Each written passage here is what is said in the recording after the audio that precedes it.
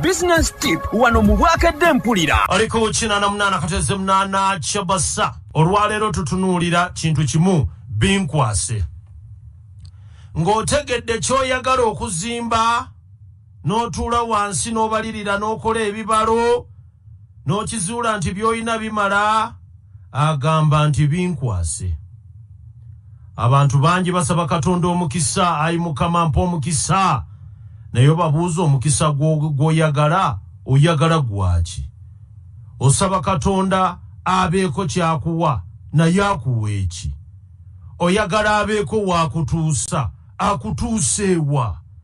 Oyagala sente, akuwe sente, z'oyagala akuwe zaaki? Era weetaaga mmeka? Weetaaga ekiruubirirwa, ekirambulukufu ky'olina okuwa Katonda. Okuba n'ebimala kitegeeza nti omanyi naddi lw'olina okumaliriza.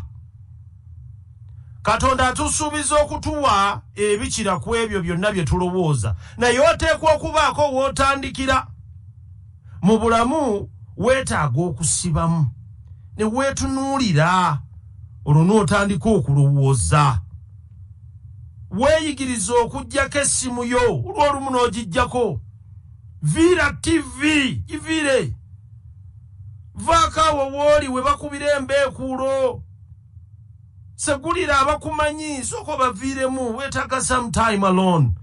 Osobola okukola ku kulowooza okutuufu ku kiki ky'oyagala Katonda akukolere, nga tonnagenda gy'ali kumuwanjagira. 88.8 CBS FM.